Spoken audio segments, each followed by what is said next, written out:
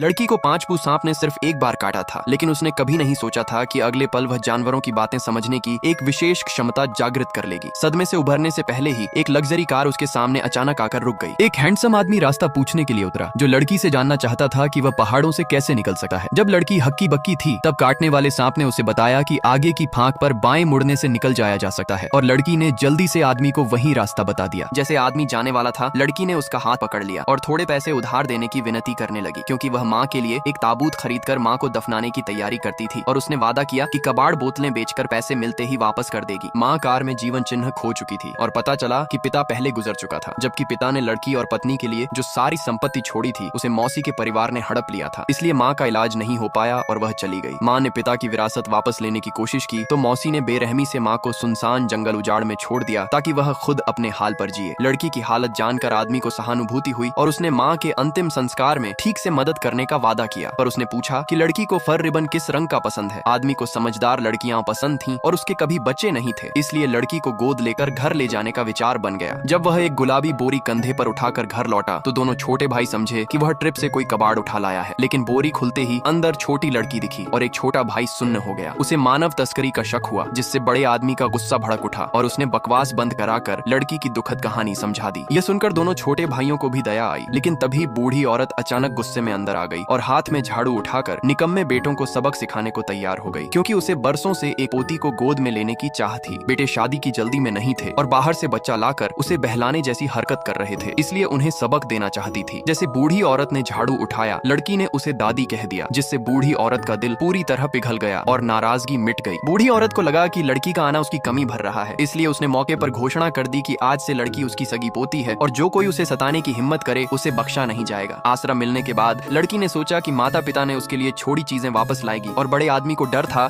कि वह अकेली खतरे में न पड़ जाए, इसलिए दूसरे भाई और तीसरे भाई को लेकर लड़की के साथ घर गया। घर पर पिता और माँ की तस्वीरें देखकर लड़की के मन में उदासी छा गई और उसका गला रूंध सा गया। बड़े आदमी ने देखा और ढाढ़स दिया कि अब से उसका घर लड़की का घर है और वह अकेली नहीं है। तभी एक आवारा बिल्ली अचानक अंदर आ गई और खतरे की तेजी से चेतावनी देकर लड़की को भागने कहने लगी, और लड़की हैरान रह गई, क्योंकि उसने महसूस किया वह बिल्ली की बात स्पष्ट समझ सकती है, और सांप की बात याद आते ही समझ गई कि उसकी क्षमता जागृत हो गई है। जबकि आदमी को लगा कि लड़की को बुखार है और वह बोल रही। बिल्ली ने चेतावनी दी कि एक खतरनाक वांछित अपराधी दिनों से रेकी कर रहा था और दरवाजे पर हत्या करने को तैयार था, जिससे लड़की डर गई और बड़े आदमी को खींचकर निकलने लगी। बड़े आदमी ने उसे रोका और दरवाजे के बाहर दोनों भाइयों को बुला लिया। दोनों भाई तुरंत दौड़कर अंदर आए, लेकिन अंदर आकर देखा कि वहाँ कोई वांछित अपराधी नहीं था, और बड़ा आदमी बस अपने हाथों में पकड़ी बिल्ली को देखकर चुप रह गया, जिससे दोनों भाई चौंक गए। लड़की ने मौका देकर दरवाजा झट बंद कर दिया, फिर दूसरे बड़े आदमी का हाथ पकड़कर कहा कि वह झूठ नहीं बोल रही।